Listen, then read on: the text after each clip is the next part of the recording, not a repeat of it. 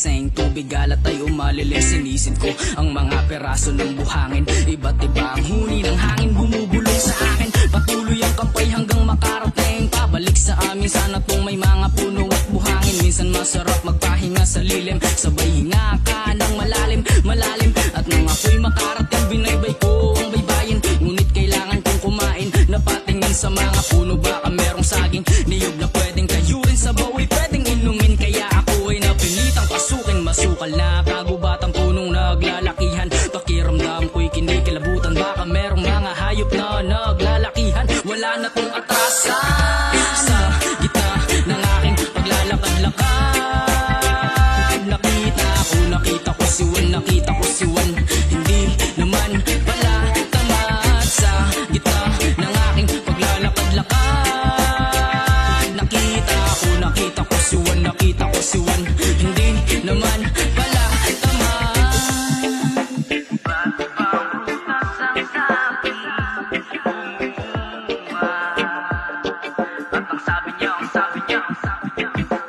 Meron akong kwento, pangalan ko ay Juan de la Cruz. Bansag sa'kin ng mga tao doon sa aming baryo. Kamusta ka Juan? Pilipino ay nakalimot na sa'yo. Di ba't di kay maharlikano? Baybayin ay hindi tinuro. Sa wigan ng banyaga tayo ay sumaludok. Ating mga sundalo nagbuwis ng buhay para sa inyo. Lupain ang mga ninuno, kinangkam ng mga pinuno. Bulsa ay pinuno ng pinuno. Tabi po, mano po, baka ito lang ang tamang paraan. Sa musika idadaan, hindi na maibabalik ang nakaraan.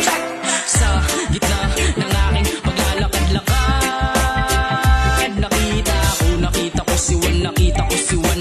Hindi naman pala tamad. Sa gitna ng aking paglalakad-lakad, nakita ko si Juan, nakita ko si Juan.